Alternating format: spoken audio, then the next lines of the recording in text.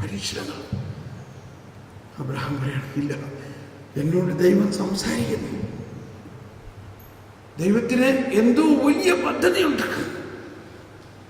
കുറെ എല്ലാം എന്നോട് പറഞ്ഞു. എനിക്ക് മക്കളുണ്ടാവുമെന്ന് പറഞ്ഞിരിക്കണം. നിനക്ക് മക്കളോ? ഈ വയസ്സാക്കാലത്തോ? ഈ വന്ധ്യയായ പെണ്ണിനോ? ഇല്ല, ഞാൻ വിശ്വസിക്കുന്നു കർത്താവ് പറഞ്ഞ നടക്കും. ഇങ്ങനെ എല്ലാവരും അബ്രാഹത്തിന് എതിരായി നിൽക്കുമ്പോൾ അബ്രാഹാം കരുത്തോടെ പടപൊരുതുകയാണ്. ഇല്ല, കർത്താവ് പറഞ്ഞു സംഭവിക്കും. ഇതാ നാളെ രാവിലെ ഞാനിവിടെ ഇറങ്ങുകയാണ്. വെറും കൈയോടെ ഞാൻ ഇവിടുന്ന് പോവുകയാണ്. എനിക്ക് എൻ്റെ പൈതൃകമായിട്ടുള്ള ഈ സമ്പത്തെല്ലാം ഉപേക്ഷിച്ചുകൊണ്ട് ദൈവം പറയുന്ന സ്ഥലത്തേക്ക് ഞാൻ പോവുകയാണ്. എനിക്കറിയില്ല അത് എവിടെയാണെന്ന്. ഇവരെല്ലാവരും പരിശ്രമിച്ചു. അബ്രാഹത്തിനെ പിടിച്ചു നിർത്താൻ ആർക്കും സാധിച്ചില്ല. അങ്ങനെ അബ്രാഹാം രാവിലെ പോവുകയാണ്. അബ്രാഹാം പറഞ്ഞു, നിങ്ങൾക്ക് ആർക്കെങ്കിലും എൻ്റെ കൂടെ വരണമെന്നുണ്ടെങ്കിൽ വരാം. ആരും വന്നില്ലെങ്കിലും ഞാൻ പോകും. അങ്ങനെ അബ്രാഹാം ഇതാ യാത്രയായി. അബ്രാഹാം മുന്നോട്ട് നീങ്ങുന്നു. ഓരോരുത്തരായിട്ട് അബ്രാഹത്തിന്റെ പുറകെ സാവധാനം വരാൻ തുടങ്ങി. അബ്രാഹത്തിന്റെ ഭാര്യ സാറ ആദ്യം ഇറങ്ങി, ലോത്ത് ഇറങ്ങി, പിന്നെ തൻ്റെ ഇഷ്ട ദാസിദാസന്മാരെല്ലാം ഇതാ ഇറങ്ങുക. ഇവിടെ അപ്പനും അനുജന്മാരെല്ലാം പോകരുത് മോനെ, നീ പോകരുത്, ഇത് ചതിയാണ്, പോകരുത് എന്ന് പറഞ്ഞുകൊണ്ടിരിക്കുമ്പോൾ അബ്രാഹാം പറഞ്ഞില്ല, എൻ്റെ കർത്താവ് പറഞ്ഞത് ഞാൻ വിശ്വസിക്കും. എനിക്ക് ചിലപ്പോൾ തോന്നാറുണ്ട്, നമ്മൾ വിശ്വാസത്തിൻ്റെ ഒരു സമൂഹമാണെങ്കിലും നമ്മൾ മറ്റൊരു വിധത്തിൽ പറഞ്ഞാൽ ഒറ്റയ്ക്ക് തന്നെയല്ലേ. ഒറ്റയ്ക്കെന്ന് പറഞ്ഞാൽ നമ്മൾ ഓരോരുത്തരെയും കർത്താവ് വിളിച്ചിരിക്കുന്നത് ഒരു വ്യക്തിപരമായ വിളിയിലൂടെ അല്ലേ? ഇല്ലേ? ഇല്ലേ? അപ്പോൾ അതും ഈ അബ്രാഹത്തിന്റെ വിളിയുടെ ഒരു ഭാഗമാണ്. ഓരോരുത്തരെയും ദൈവം പ്രത്യേകമായിട്ടാണ് വിളിച്ചിരിക്കുന്നത്. ഓരോരുത്തരിലും ഈ ഒറ്റ, അതായത് ദൈവവും ഞാനുമായിട്ടുള്ള ഒരു വ്യക്തിബന്ധത്തിലൂടെ ദൈവം എന്നെക്കുറിച്ച് ഒരു പ്രത്യേക ഒരു പദ്ധതി ഉണ്ടാക്കിയിട്ടുണ്ട്.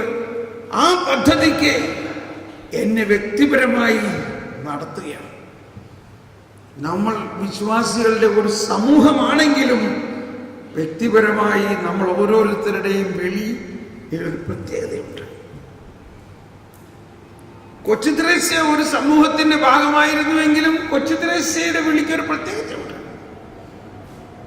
മദർ തെരേസ്യ ഒരു ടീച്ചറായിട്ട് ലൊറേറ്റോ കോൺവെന്റിൽ ഇവിടെ വന്നുവെങ്കിലും മദർ തെരേസ്യയ്ക്ക് വ്യക്തിപരമായ ഒരു വിളി വേറെയുണ്ട്.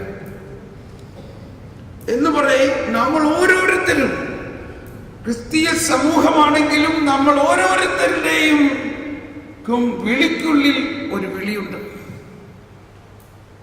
അബ്രാഹത്തിനെ വിളിച്ച പോലെ നമ്മളെയും കർത്താവ് വിളിച്ചിട്ടുണ്ട്. പ്രത്യേകമായ ചില കാര്യങ്ങൾക്ക് വേണ്ടി. അതൊന്നും മനസ്സിലിരിക്കണം, നല്ലതാണ്. നമ്മൾ ഒരിക്കലും ചിന്തിക്കേണ്ടാതെ അവന്റെ മാതിരി എനിക്കാകാമെന്ന് ഇല്ല, ഒരിക്കലും അല്ല. നമ്മൾ ഓരോരുത്തരും പ്രത്യേകമായ ഓരോ വിശുദ്ധരാണ്. മിസ്റ്റിക്കലായിട്ടുള്ള ദൈവാനുഭവം ഉള്ളവരാണ് നമ്മൾ ഓരോരുത്തരും. അബ്രാഹത്തിനോട് കർത്താവ് പറഞ്ഞു, ആകാശത്തിലെ നക്ഷത്രങ്ങൾ നോക്കുവിൻ, അതുപോലെ ഞാൻ നിനക്ക് സന്താനങ്ങളെ നൽകുമെന്ന് പറഞ്ഞത് നമ്മൾ ഇന്ന് ഓർക്കുമ്പോൾ നമ്മൾക്ക് ഭാവനയിൽ കാണാമോ? നമുക്ക് വിശ്വസിക്കാൻ സാധിക്കുന്നുണ്ടല്ലോ. അന്ന് കണ്ട നക്ഷത്രത്തിൽ ഒരാൾ ഞാനായിരുന്നു, ഒരാൾ നീ ആയിരുന്നു, ഒരാൾ നീ ആയിരുന്നു, ഒരാൾ നീ ആയിരുന്നു, ഒരാൾ നീ ആയിരുന്നു, ഒരാൾ നീ ആയിരുന്നു. ഒരാൾ നീ ആയിരുന്നോ? ആയിരുന്നോ? ആയിരുന്നോ? ഒരാൾ നീ ആയിരുന്നു. ഇതാണ് ഇന്ന് നമുക്ക് മനസ്സിലാക്കേണ്ട വലിയ ഒരു സന്തോഷം. അബ്രാഹത്തിന് കാണിച്ചു കൊടുത്ത ആ നക്ഷത്രങ്ങൾ നമ്മൾ ഓരോരുത്തരുമായിരുന്നു. Praise the Lord. ഇത് ചിന്തിക്കുമ്പോൾ വലിയ സന്തോഷമുണ്ടോ? ശശി മാർട്ടിൻ ഒരു നക്ഷത്രമായിരുന്നു.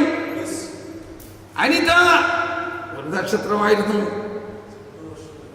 സന്തോഷ് നക്ഷത്രമായിരുന്നു. മാത്യു നക്ഷത്രമായിരുന്നു. എൻ്റെ ഭാര്യ വത്സ വലിയൊരു നക്ഷത്രമായിരുന്നു. വത്സയുടെ അമ്മ അതിലും വലിയ നക്ഷത്രം. നിങ്ങൾ ഓരോരുത്തരും വിശ്വാസത്തിന്റെ ഭാഷയാണ് ഈ പറയണത്, ആണോ? അതുകൊണ്ടാണ് സക്കേവൂസിന്റെ ഭവനത്തിൽ ചെന്ന് നീ ഒരു നക്ഷത്രമായിരുന്നു, ഞാൻ അന്നേ കണ്ടതാണ്. അപ്പോ ഓക്കെ, ഇനി ഏഷ്യ 51, 52, 53 മുമ്പിൽ തന്നെ പറയുകയാണ്, ഇതാ എന്റെ ജനമേ, 4-ാമത്തെ വചനം പറയാം, എന്റെ വാക്ക് കേൾക്കുവിൻ, എന്റെ വാക്കു കേൾക്കുവിൻ, എന്റെ രാജ്യമേ, എന്റെ രാജ്യമേ, എനിക്ക് ചെവി തരുവിൻ, എന്നിൽ നിന്ന് ഒരു നിയമം പുറപ്പെടും. അതാണ് പുതിയ നിയമം. മുമ്പ് നിയമമെല്ലാം പുറപ്പെട്ടിട്ടുള്ളതല്ലേ? 10 കൽപ്പനകൾ ഇതിനു മുമ്പേ തന്നിട്ടുള്ളതല്ലേ? അപ്പൊ എന്താ ഇപ്പോ ഇങ്ങനെ പറയണേ? ഇതാണ് ഇതിനു മുമ്പ് പറഞ്ഞിട്ടുണ്ട്, ഇതാ ഞാൻ ഒരു പുതിയ കാര്യം ചെയ്യാൻ പോകുന്നു. എവിടെയൊക്കെ അത്? 43 ആണോ? ഏഷ്യ 43 എത്ര നമ്പർ?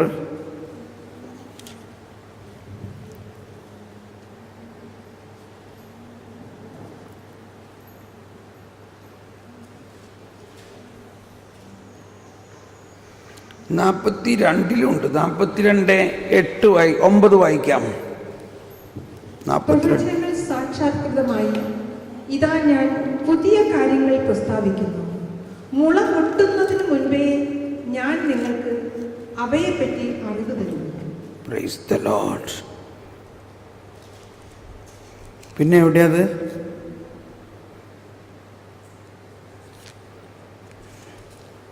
ഞാൻ പുതിയ കാര്യം ചെയ്യാൻ പോകുന്നു.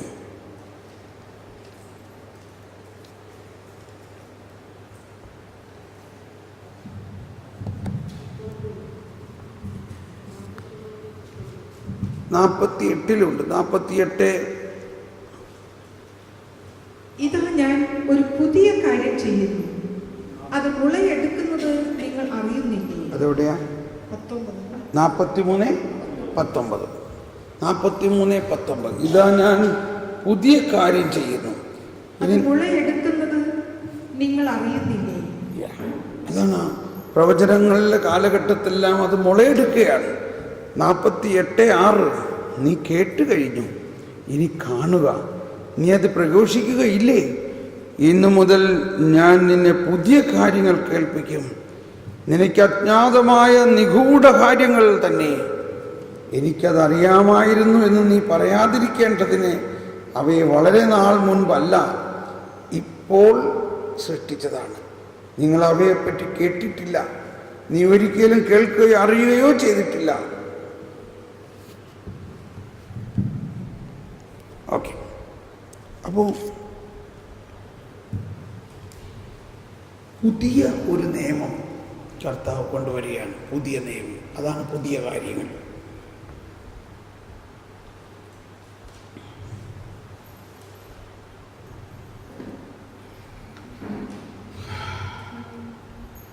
നമുക്കൊന്ന് സ്തുതിച്ച് പ്രാർത്ഥിക്കാം. എല്ലാവരും കരങ്ങളിൽ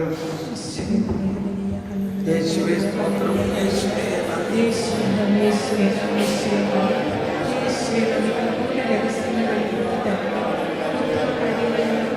നന്ദി. പുതിയ കാര്യങ്ങൾ വെളിപ്പെടുത്തുക, അത് മനസ്സിലാക്കുവാനുള്ള ജ്ഞാനം ഞങ്ങൾക്ക് നൽകണമേ. ദൈവിക ജ്ഞാനത്താൽ ഞങ്ങൾ ഇറങ്ങുന്നു. പുതിയ ബോധ്യങ്ങൾ വിശ്വാസം വർദ്ധിക്കണം. വിശ്വാസം വർദ്ധിപ്പിക്കണം. ഞങ്ങളുടെ വിശ്വാസം വർദ്ധിപ്പിക്കണമേ. ഞങ്ങളുടെ വിശ്വാസം വർദ്ധിപ്പിക്കണമേ. ദൈവിക ജ്ഞാനത്താൽ ഞങ്ങൾ വളരണമേ. പരിശുദ്ധാത്മാവേ നന്ദി, പരിശുദ്ധാത്മാവേ, പരിശുദ്ധാത്മാവേ നന്ദി, പരിശുദ്ധാത്മാവേ സ്തുതി, പരിശുദ്ധാത്മാവേ നന്ദി. Hallelujah, hallelujah, hallelujah, hallelujah, hallelujah, hallelujah, hallelujah, hallelujah, hallelujah, hallelujah, hallelujah, hallelujah. നിൽക്കട്ടെ.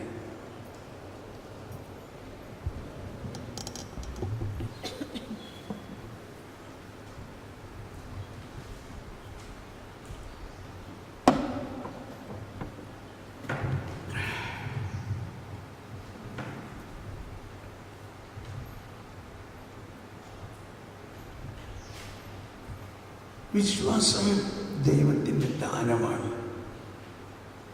എന്നാൽ നമ്മുടെ പുസ്തകം തുറന്നാൽ ആദ്യത്തെ പേജിൽ കാണുന്നത് എന്താ? ആ പുസ്തകത്തിൻ്റെ ഉള്ളടക്കം എന്താണ്? അല്ലേ? പുസ്തകത്തിൻ്റെ ഉള്ളടക്കം എന്തെല്ലാമാണ് ആ പുസ്തകത്തിലുള്ളത് എന്ന പോലെ നമ്മുടെ വിശ്വാസത്തിൻ്റെ വളർച്ചയിൽ നമ്മൾ മനസ്സിലാക്കേണ്ട ഒന്ന്, നമ്മുടെ വിശ്വാസത്തിൻ്റെ ഉള്ളടക്കം എന്താണ്? Content of faith. കണ്ടന്റ്.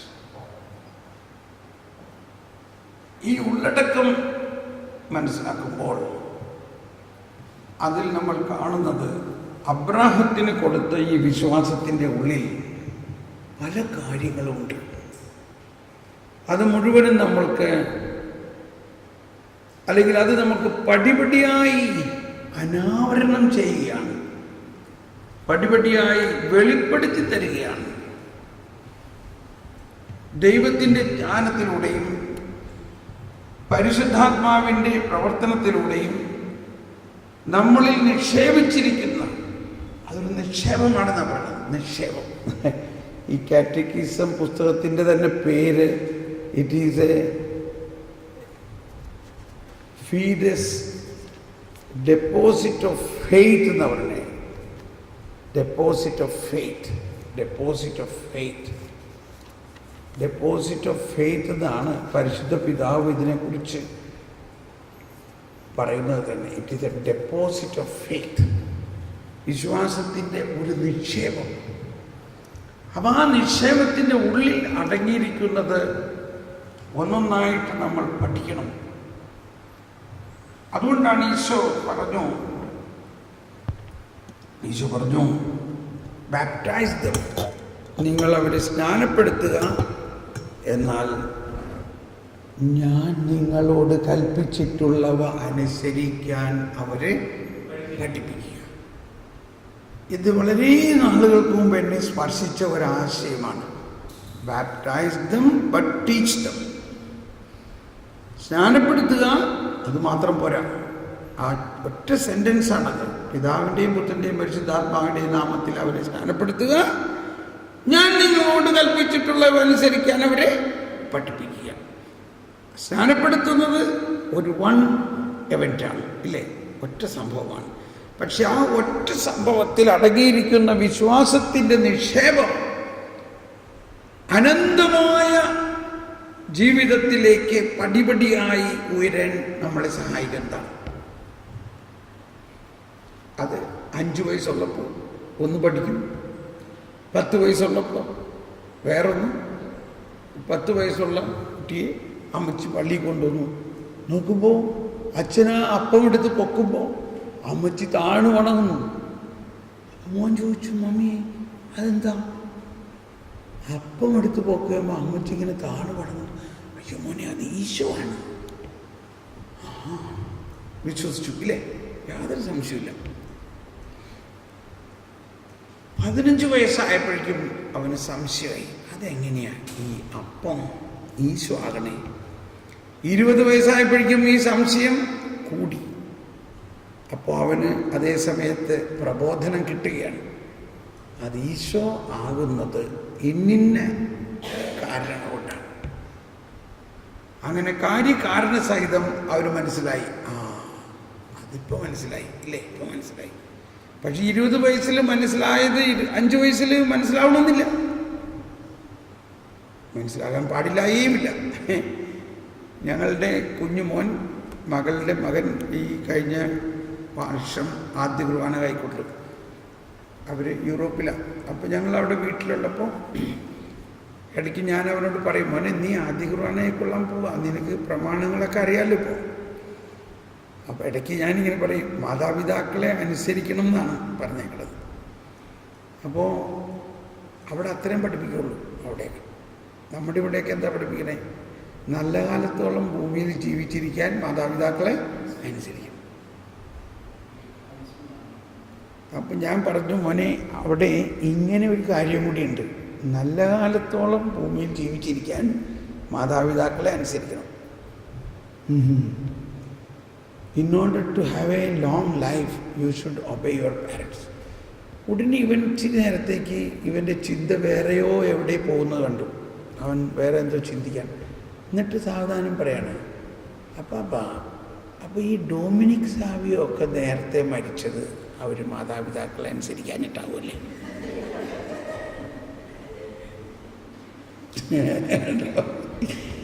നമ്മളങ്ങനെ ചിന്തിച്ചിട്ടേ ഇല്ല ഇതവർ. ഡൊമിനിക് സാവിയോ, ഞാനങ്ങ് ആശ്ചര്യപ്പെട്ടു പോയി. ഇപ്പം നമ്മൾ എന്താ പറയാ? ഞാൻ പറഞ്ഞു, അതിന് ഞാൻ പിന്നെ പറയാം ഉത്തരത്ത് പറഞ്ഞു. അപ്പോൾ ഈ കാലഘട്ടത്തിൽ കുട്ടികളെല്ലാം കുറേ കൂടി ബുദ്ധിപരമായിട്ട് ചിന്തിക്കുന്നവരാ. നമ്മളൊരു കാര്യം പറഞ്ഞാൽ അത് അങ്ങനെ തന്നെ അവർ വിശ്വസിക്കണമെന്നില്ല. അവർ അതിന് ചോദ്യങ്ങൾ ഇങ്ങോട്ട് ചോദിക്കുകയാണ്. അങ്ങനെ ഓരോ ചോദ്യങ്ങളാണ്. അവർ പറയും, ഈ ആദവും ഹവ്വയും 2 പേരിലുണ്ടായിരുന്നുള്ളൂ, പിന്നെ അവർക്ക് മക്കളുണ്ടായി, പിന്നെ അവർക്ക് എങ്ങനെ മക്കളുണ്ടായി? ഇല്ലേ? ഇങ്ങനെയൊക്കെ. ഓക്കെ, അപ്പം ഞാൻ പറയുന്നത് വിശ്വാസത്തിന് ഒരു ഉള്ളടക്കമുണ്ട്. അപ്പം നമ്മുടെ നാട്ടിൽ തെങ്ങ് കയറിക്കഴിഞ്ഞാൽ ആ തെങ്ങ് കയറുന്ന ആൾ ആ തേങ്ങ ഇങ്ങനെ തിരിഞ്ഞിടും. അയാളത് സോർട്ട് ഔട്ട് ചെയ്യും. സോർട്ട് ചെയ്തിട്ട് 3-4 എണ്ണമൊക്കെ വലിച്ചെറിഞ്ഞ് കളയണ കാണാം അല്ലേ? നമ്മൾ ചോദിച്ചാൽ അതെന്താ? അത് പേട. നോക്കുമ്പോൾ കാണാൻ അതുപോലെ തന്നെ നല്ല നാളികേരമായി തോന്നും. പക്ഷെ കയ്യിലെടുക്കുമ്പോൾ എന്താ? അതിൻ്റെ അകത്ത് ഉള്ളടക്കമില്ല, കണ്ടൻ്റില്ല, അതിൻ്റെ അകത്ത് ഉള്ളില്ല, അതിൻ്റെ അകത്ത് കഴമ്പില്ല, ഇല്ലേ? അപ്പോൾ ആ കഴമ്പില്ലാത്തതിന് നമ്മൾ എന്ത് പറയും? പേടെന്ന് പറയും. പേട്. കാര്യം പറഞ്ഞ് മനസ്സിലാവണോ? നമ്മൾ വിശ്വാസത്തിൽ കഴമ്പില്ലെങ്കിൽ,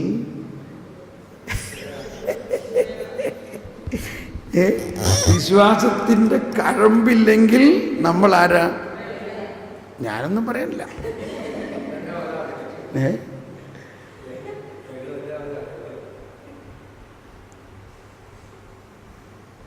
ഇത് കർത്താവ് അവിടെ മുന്തിരിയുടെ കാര്യമൊക്കെ പറയണേ.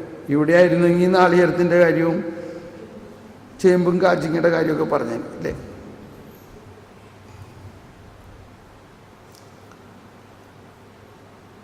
ഞാൻ ഈ ആശയം എനിക്ക് കിട്ടിയത് ജോൺ പോൾ രണ്ടാമൻ മാർപ്പാപ്പയുടെ ഒരു ലേഖനം, യൂറോപ്പിനെ കുറിച്ചുള്ള ഓരോ ദേശത്തിൻ്റെയും ഒരു സിനഡ് ഉണ്ടായല്ലോ.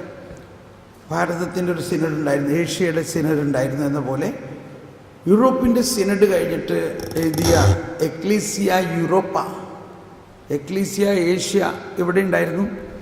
എക്ലീസിയ യൂറോപ്പ എന്ന സിനഡിൻ്റെ ലേഖനത്തിൽ പിതാവ് പറഞ്ഞിരിക്കുന്നത് ഇതാണ്: യൂറോപ്പിൽ 90% ആളുകളും മാമോദീസ സ്വീകരിച്ച ക്രിസ്ത്യാനികളാണ്. ഇവിടെ നമ്മുടെ നാട്ടിലോ ഭാരതത്തിലാണെങ്കിൽ 2.5-3% ഉള്ളൂ ക്രിസ്ത്യാനികൾ. യൂറോപ്പിൽ 90% പേരും ക്രിസ്ത്യാനികളാണ്. പക്ഷേ വിശ്വാസത്തിൻ്റെ കണ്ടന്റ് അവർക്ക് അറിഞ്ഞുകൂടാ, വിശ്വാസത്തിൻ്റെ ഉള്ളടക്കം അറിഞ്ഞുകൂടാ. നമ്മൾക്കും ഈ 2.5%-3% നമ്മൾ നമ്മൾ ഒരുപാട് നല്ല കാര്യങ്ങൾ ചെയ്യുന്നുണ്ടെങ്കിലും വിശ്വാസത്തിൻ്റെ ഉള്ളടക്കം നമ്മൾക്ക് ഇനിയും കൂടുതലായി അറിയേണ്ടിയിരിക്കുന്നു. ഇത് എൻ്റെ കാര്യം തന്നെ ഞാൻ ചിന്തിക്കുമ്പോൾ എന്തോരം കാര്യങ്ങളാണ് എനിക്കറിയാത്തത്. ഞാൻ അതിനെക്കുറിച്ച് ഭയങ്കരമായിട്ട് ആകാംക്ഷയാണ്. ഇത് എപ്പോഴറിയും? ഒരു ദിവസം പോലും ഇരുന്നൊന്ന് പഠിക്കാനും സമയം കിട്ടണില്ല. ഇതെല്ലാ ദിവസവും ഞാൻ കുറേശ്ശെ ഇങ്ങനെ പഠിച്ചുകൊണ്ടിരിക്കുകയാണ്. അതാണ് ഈശോ പറഞ്ഞത്, സ്നാനപ്പെടുത്തുക, പക്ഷേ ഞാൻ നിങ്ങളോട് കൽപ്പിച്ചിട്ടുള്ളവ അനുസരിക്കാൻ അവരെ പഠിപ്പിക്കുക. ഇപ്പം ഇവിടെ വീണ്ടും എവിടെയെല്ലാം ഈശോ പറയുന്നത് ഞാൻ പറഞ്ഞു, എൻ്റെ എൻ്റെ പ്രബോധനം എന്നെല്ലാം പറയുമ്പോൾ ഈശോ പറയുന്നതിൻ്റെ ഒരർത്ഥത്തിന് ഫരിസേയരും നിയമജ്ഞരും പറഞ്ഞിരുന്ന ആ പ്രബോധനമല്ല, മറിച്ച് ഞാൻ പറയുന്ന പ്രബോധനം പഠിപ്പിക്കണം എന്നാണ് പറഞ്ഞതിൻ്റെ അർത്ഥം. ഞാൻ നിങ്ങളെ പഠിപ്പിച്ചത് അവരെ പഠിപ്പിക്കുക. അതിനു മുമ്പ് ഒരുപാട് ആൾക്കാർ പലതും പഠിപ്പിച്ചിട്ടുണ്ടാവും. അതല്ല അതിൻ്റെ പൂർണ്ണത. പൂർണ്ണത എന്താണ്? ഞാൻ നിങ്ങളെ പഠിപ്പിച്ചത്. അവൻ്റെ പ്രബോധനം കേട്ട് അവർ ആശ്ചര്യപ്പെട്ടു. ഇവൻ അധികാരമുള്ളവനെ പോലെയാണല്ലോ പഠിപ്പിക്കുന്നത്.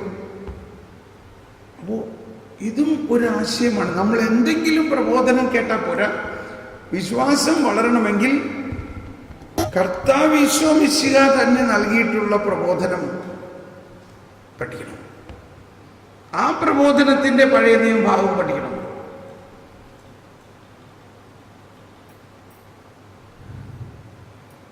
മത്തായിയുടെ സുവിശേഷത്തിൽ 13-ാം അധ്യായം 52-ാമത്തെ വചനത്തിൽ പറയുന്നുണ്ട്.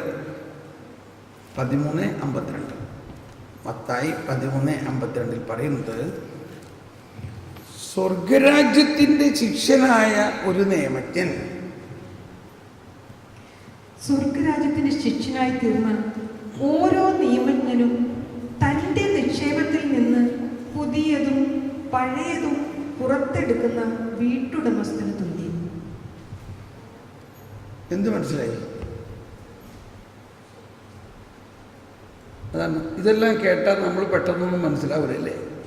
ഇപ്പം ഞാൻ പറയുന്നതൊന്നും ശ്രദ്ധിച്ച് കേട്ടോ. ഇവിടെ പറയുന്നത് സ്വർഗരാജ്യത്തിൻ്റെ ശിഷ്യനായ നിയമജ്ഞൻ എന്ന് പറഞ്ഞാൽ നമ്മൾ ഇതിൽ മനസ്സിലാക്കി 3 തരം ശിഷ്യന്മാരുണ്ടായിരുന്നു. ആരൊക്കെയായിരുന്നു? ഫരിസേയരുടെ ശിഷ്യന്മാർ, യോഹന്നാൻ മോഹൻദാനയുടെ ശിഷ്യന്മാർ, യേശുവിൻ്റെ ശിഷ്യന്മാർ. അപ്പോൾ യേശുവിൻ്റെ ശിഷ്യനായാൽ അവനാണ് സ്വർഗരാജ്യത്തിൻ്റെ ശിഷ്യൻ. സ്വർഗരാജ്യത്തിൻ്റെ ശിഷ്യനാണ്. യേശു വന്നിരിക്കുന്നത് സ്വർഗരാജ്യത്തെക്കുറിച്ച് പഠിപ്പിക്കാനും സ്വർഗരാജ്യം നൽകാനുമാണ്. യേശുവിൻ്റെ ശിഷ്യനായി തീർന്ന നിയമജ്ഞൻ എന്ന് പറഞ്ഞത് അർത്ഥം, അവൻ മുമ്പൊരു ഫരിസേയനായിരുന്നു. അവൻ മുൻപാരായിരുന്നു? ഫരിസേയനായിരുന്നു. യേശുവിന് സ്വന്തമായിട്ടുള്ള ശിഷ്യന്മാർ ഇപ്പോഴല്ലേ ഉണ്ടായുള്ളൂ. അതിനു മുമ്പ് യേശു വന്നിട്ടില്ലല്ലോ. അപ്പോൾ ഫരിസേയനായിരുന്ന അയാൾ സ്വഭാവേന പഴയ നിയമത്തിൽ അടിയുറച്ചിട്ടുള്ള ആളാണ്. ഇനി അയാൾ യേശുവിൻ്റെ ശിഷ്യനായി തീർന്നാൽ അയാൾ എന്ത് ചെയ്യണം? അയാൾ എന്നിട്ട് അതാണ് അവിടെ പറയുന്നത്. ഇതും അവരുടെ വീട്ടിലെ ഒരു ചടങ്ങാണത്. ആ നാട്ടിലും യൂറോപ്പിൽ പോയാലും അല്ലെങ്കിൽ ഇസ്രായേലിലൊക്കെ ചെന്ന് കഴിഞ്ഞാൽ ഒരു വീട്ടിൽ ചെന്നാൽ അവരാദ്യം ആ വീട്ടുടമസ്ഥൻ അവരെ സൽക്കരിക്കും. എങ്ങനെ സൽക്കരിക്കും? വീഞ്ഞ് വീഞ്ഞ് കൊടുത്താണ് സൽക്കരിക്കുന്നത്. വീഞ്ഞ് പാനപാത്രം എന്ന് പറയുന്നത് അതാണ്. ആ പാനപാത്രത്തിനും പ്രത്യേകതകളുണ്ടാവും. ഇതൊക്കെ നമ്മുടെ നാട്ടിലുള്ളതാണ്. ഇപ്പം നമ്മുടെ നാട്ടിൽ ഒരു വളരെ ശ്രേഷ്ഠനായ ഒരു അതിഥി വരികയാണെങ്കിൽ നമ്മൾ അൾമാരയിൽ സൂക്ഷിച്ചു വെച്ചേക്കണ വളരെ നല്ല അതിഥികൾക്ക് കൊടുക്കാനുള്ള ഇച്ചിരി സ്വർണത്തിൻ്റെ നിറക്കുള്ള കപ്പിൽ കൊടുക്കൂലേ? ഇല്ലേ? സാധാരണ അതിഥികളൊക്കെ ആണെങ്കിൽ വെറുതെ ഗ്ലാസ്സിൽ ചായട്ടായി കൊടുക്കും.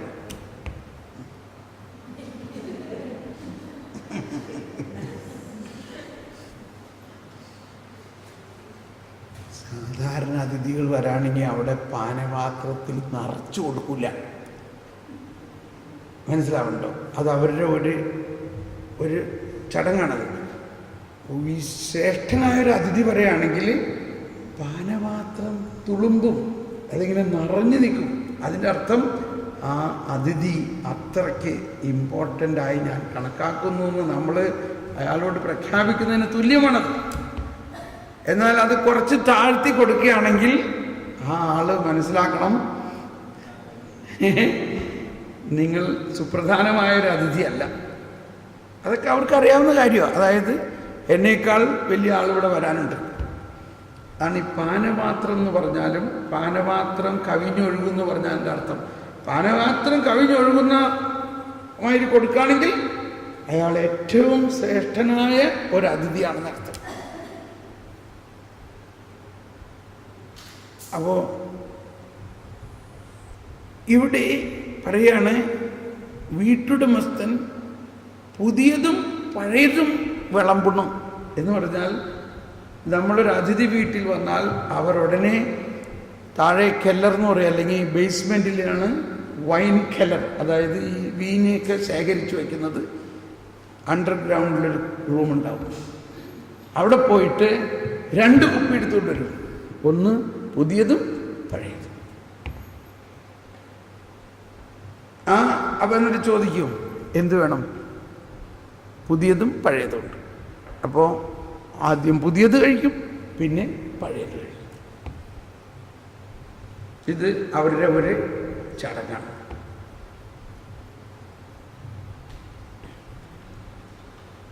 അപ്പോൾ പറയാണ്, ഇനിയിപ്പോൾ ഒന്ന് വായിച്ചു നോക്കി, സ്വർഗരാജ്യത്തിൻ്റെ ശിഷ്യനായി തീർന്ന ഓരോ നിയമജ്ഞനും തന്റെ നിക്ഷേപത്തിൽ നിന്ന് പുതിയതും പഴയതും പുറത്തെടുക്കുന്ന വീട്ടുടമസ്ഥന് തുല്യം.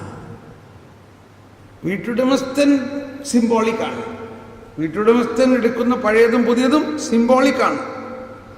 ആ സിംബിൾ പോലെ ആയിരിക്കണം സ്വർഗരാജ്യത്തിൻ്റെ, അതായത് യേശുവിൻ്റെ ശിഷ്യനായി തീർന്ന ഒരു പരിസയൻ. അവൻ പരിസയൻ പണ്ട് പഴയത് മാത്രം വായിച്ചിരുന്നുള്ളൂ, അവനത് മാത്രമേ ഉണ്ടായിരുന്നുള്ളൂ. ഇല്ലേ, പുതിയ നിയമമൊന്നും ഉണ്ടായിരുന്നില്ല അവരുടെ കയ്യിൽ. മനസ്സിലാക്കണം ആ ടൈം. പുതിയ നിയമം അവർക്കറിയില്ല. എന്നാൽ ദൈവരാജ്യത്തിൻ്റെ ശിഷ്യനായി തീർന്നാൽ ഇനി അവൻ എന്തറിയണം? അവൻ ആദ്യം പുതിയത് കുടിക്കണം. ആദ്യം പുതിയ നിയമം, ആദ്യം പുതിയ വീഞ്ഞ് മനസ്സിലാക്കണം. കണ്ടോ, ഇതല്ലേ വിശ്വാസത്തിൻ്റെ ഒരു തലം. ബൈബിൾ ആരെങ്കിലും കൈ കൊടുത്തിട്ട് വായിച്ചോളാൻ പറഞ്ഞാൽ ശരിയല്ല. ബൈബിൾ ആരെങ്കിലും കൊടുത്തു കഴിഞ്ഞാൽ ഞാൻ ചെയ്യാറുള്ളത് മർക്കോസിൻ്റെ സുവിശേഷം എടുത്തിട്ട് വായിക്കും, പറയും ഇത് ആദ്യം വായിക്കാൻ പറയും, മർക്കോസിൻ്റെ സുവിശേഷം. അപ്പോൾ അതിൽ നിന്നും ആ വ്യക്തിക്ക് യേശുവിനെ കുറിച്ചുള്ള ഒരു ധാരണ, മുഴുവൻ ഇൻഫർമേഷൻ കിട്ടി. അതിനുശേഷം പഴയ നിയമത്തിലേക്ക് പോകാം.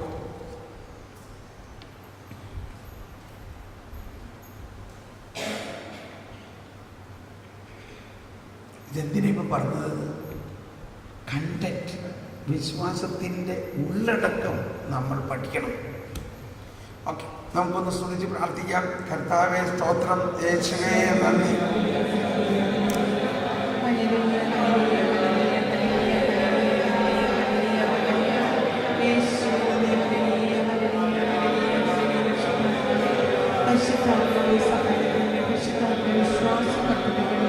ഞങ്ങളുടെ വിശ്വാസത്തെ വർദ്ധിപ്പിക്കണമേ, ഞങ്ങളുടെ വിശ്വാസത്തെ വർദ്ധിപ്പിക്കട്ടെ. നിങ്ങളുടെ രഹസ്യങ്ങൾ ഞങ്ങൾക്ക് വെളിപ്പെടുത്തി തരണമേ. ഞങ്ങളുടെ വിശ്വാസത്തെ വർദ്ധിപ്പിക്കണമേ, ഞങ്ങളുടെ വിശ്വാസത്തെ വർദ്ധിപ്പിക്കണമേ. ദൈവീയ ജ്ഞാനം ഞങ്ങൾക്ക് നൽകണമേ, വിശ്വാസം വർദ്ധിപ്പിക്കണമേ. വിശ്വാസം വർദ്ധിക്കാൻ ബൈബിൾ പഠിക്കണ ഒരു വിധം ഞാൻ പറഞ്ഞുതരാം. ഇത് എൻ്റെ വിശ്വാസത്തെ വളരെ വർദ്ധിപ്പിച്ചതും ഇത് ഞാൻ പറഞ്ഞു കൊടുത്തവരെല്ലാവരും അത് ഉപയോഗിച്ചിട്ട് വളരെയധികം ഗുണമായിട്ടുണ്ട്. ഇനി നിങ്ങൾ ബൈബിൾ പഠിക്കുമ്പോൾ ആ രീതിയിൽ പഠിക്കണം. നമുക്കതൊന്ന് പരീക്ഷിക്കാം. അതിനെങ്ങനെയാണ്? മത്തായിയുടെ സുവിശേഷം 1-ാം അധ്യായം 18 മുതൽ 23 വരെ വചനങ്ങൾ നിങ്ങൾ എടുത്തു മത്തായി 1:18 മുതൽ 23 വരെ. മത്തായി 1:18 മുതൽ 23 വരെ വചനങ്ങൾ എല്ലാവരും ഉച്ചത്തിൽ ഒന്ന് വായിക്കാം. യേശുക്രിസ്തുവിന്റെ ജനനം ഇപ്രകാരമായിരുന്നു. അവന്റെ മാതാവായ മറിയവും ജോസഫും തമ്മിലുള്ള വിവാഹ നിശ്ചയം കഴിഞ്ഞിരിക്കെ അവർ സഹവസിക്കുന്നതിന് മുമ്പ് അവൾ പരിശുദ്ധാത്മാവിനാൽ ഗർഭിണിയായി കാണപ്പെട്ടു. അവളുടെ ഭർത്താവായ ജോസഫ് നീതിമാനാകയാലും അവളെ അപമാനിതയാക്കാൻ ഇഷ്ടപ്പെടാകിയാലും അവളെ രഹസ്യമായി ഉപേക്ഷിക്കാൻ തീരുമാനിച്ചു. അവളെ അപമാനിതയാക്കാൻ ഇഷ്ടപ്പെടാകിയാലും രഹസ്യമായി ഉപേക്ഷിക്കാൻ തീരുമാനിച്ചു. ഓക്കെ, തുടർന്ന് വായിച്ചോ.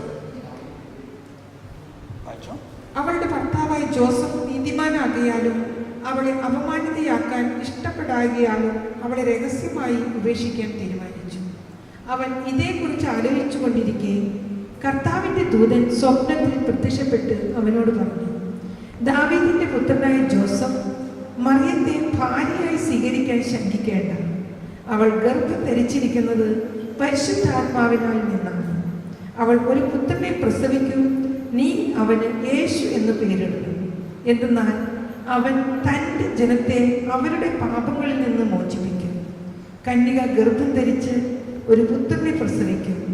ദൈവം നമ്മോടുകൂടെ എന്നർത്ഥമുണ്ട് എമ്മാനുവേൽ എന്ന് അവൻ വിളിക്കപ്പെടും എന്ന് കർത്താവ് പ്രവാചകൻ മുഖേന അരുളി ചെയ്തത് പൂർത്തിയാകാൻ വേണ്ടിയാണ് ഇതെല്ലാം സംഭവിച്ചത്. ഓക്കെ, ഇവിടെ വേറൊരു കാര്യം പെട്ടെന്ന് പറയാനുള്ളത്, നമ്മൾ ദൈവനീതിയെക്കുറിച്ച് പഠിക്കായിരുന്നില്ലേ? ഇവിടെ പറയാണ് ഔസേപ്പ് നീതിമാനാകയാൽ. അപ്പോൾ ഔസേപ്പ് ഒരു യഹൂദനാണ് അല്ലേ? താൻ വിവാഹം കഴിക്കാൻ പോകുന്ന പെണ്ണ്, ആലോചിച്ച് നോക്കുക, നമ്മുടെ കല്യാണം ഒപ്പിച്ചിരിക്കുകയാണ്. പക്ഷെ ആ മണവാട്ടി കല്യാണം കഴിക്കുന്നതിന് മുമ്പേ ഗർഭിണി ആയിരിക്കണം എന്ന് അറിഞ്ഞാലത്തെ അവസ്ഥ എന്താണ്?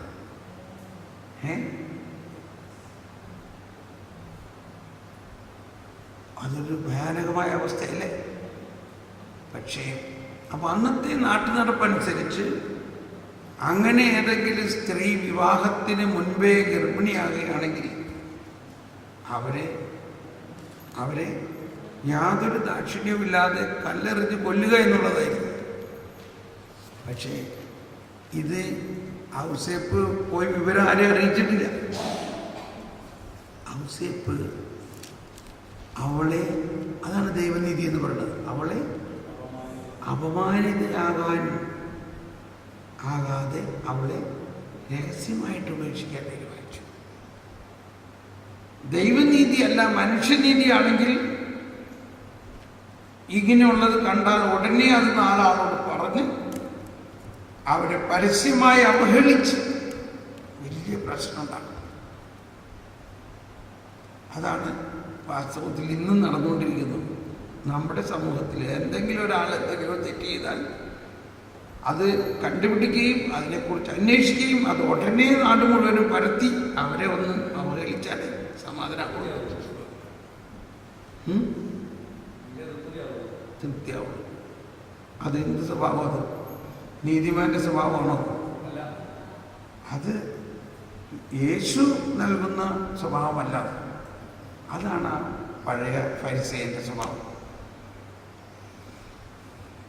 ഇതിൻ്റെ ഇടയ്ക്കൊന്നും പറഞ്ഞതേ ഉള്ളൂ. അതുകൊണ്ട് അങ്ങനെ മറ്റൊരാളുടെ തിന്മയെ, അത് സത്യമാണ്, അയാൾ അങ്ങനെ ചെയ്തു, സത്യമായിരിക്കാം, എന്തുമായിരിക്കാം.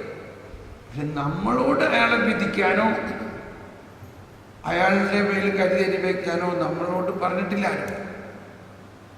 നമ്മൾക്കുള്ള ഏറ്റവും പ്രധാന അധികാരം എന്താ? ക്ഷമിക്കുക, ക്ഷമിക്കുക, ക്ഷമിക്കുക. അപ്പോൾ ഉടനെ പറ്റിയത്, അപ്പോൾ ഒരാൾ തെറ്റിയിട്ടുണ്ട്, നമ്മളൊന്നും മിണ്ടണ്ടെന്നോ? അങ്ങനെ ഒന്നും മിണ്ടാതിരിക്കുക എന്നുള്ളതൊരു കൃപയാണ്. മിണ്ടുക എന്നുള്ളത് കൃപയല്ല. അവന് രണ്ട് ഷൗട്ട് ചെയ്യുക എന്നുള്ളത് കൃപയല്ല. എന്നാൽ മിണ്ടാതെ കർത്താവെ നിനക്കറിയാലോ പ്രാർത്ഥി, അതാണ് കൃപ.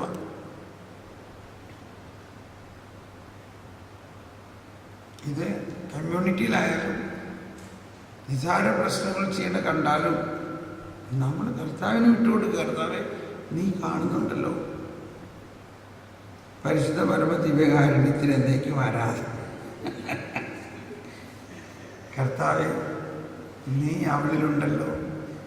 മനസ്സിലായോ? കമ്മ്യൂണിറ്റിയിൽ ഭയങ്കര ടെൻഷനാണ്. ആരെങ്കിലും ഇപ്പോൾ ഒരിക്കൽ ഞാനൊരു സിസ്റ്റർമാരുടെ ധ്യാനം നടത്തിക്കൊണ്ടിരിക്കുന്ന സമയത്ത് വിളി വിളി ദൈവ വിളി വിളി വിളിയെക്കുറിച്ച് ഇങ്ങനെ പറഞ്ഞപ്പോൾ ഞങ്ങൾക്കറിയാവുന്ന ഒരു വിളി, എന്തെങ്കിലും ഒരു പ്രശ്നം ഒരാൾ ചെയ്താൽ ഉടനെ അടുത്ത ആൾ വിളിച്ച് സുപ്പീരിയറിനോട് പറയും. ഉടനെ അത് അവിടെ എത്തിക്കഴിഞ്ഞു. പ്രൊവിൻഷ്യൽ ഹൗസിലും ഒക്കെ എത്തിക്കഴിഞ്ഞു. സംഭവം അവിടെ മുഴുവൻ പാട്ട്. ഇവിടെ ആ കോമ്പൗണ്ടിൻ്റെ മൂലയ്ക്ക് എന്തെങ്കിലും ഒരു ചെറിയ തർക്കം ഉണ്ടായി, സംസാരം ഉണ്ടായി, വീട്ടിലെത്തുന്നതിന് മുമ്പ് അത് പ്രൊവിൻഷ്യൽ ഹൗസിൽ എത്തിക്കഴിഞ്ഞു.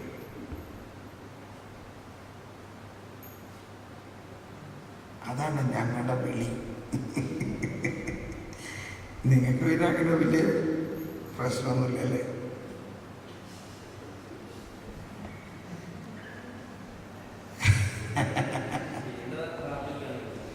അപ്പോൾ നമ്മൾ ഉടനെ അത് നമ്മുടെ അധരം സദ്വാർത്ത പ്രഘോഷിക്കുന്നതിനുള്ളതാണ്. മറ്റുള്ളവരുടെ കുറ്റങ്ങളെ ഉടനെ റിപ്പോർട്ട് ചെയ്യേണ്ട ആവശ്യമില്ല. അത് നമ്മുടെ ഉത്തരവാദിത്വമല്ല. നമുക്ക് തോന്നുന്നു അത് ഉടനെ മതത്തെ വിളിച്ച് പറയണം. അവളോട് അവിടെ നനയ്ക്കണ്ടെന്ന് പറഞ്ഞിട്ട് അവിടെ നനയ്ക്കണം. അവിടെ നനയ്ക്കാനല്ല പറഞ്ഞു, ഇവിടെ നനയ്ക്കാണ്. ഇത് ഉടനെ ഇത്രേ ഉണ്ടാവുള്ളൂ കാര്യം. ആ തെങ്ങിൻ്റെ വെള്ളയ്ക്ക് അവിടെ വീണു, അത് പറക്കാൻ, അത് അവരോട് പറക്കാൻ പറഞ്ഞിട്ടില്ല.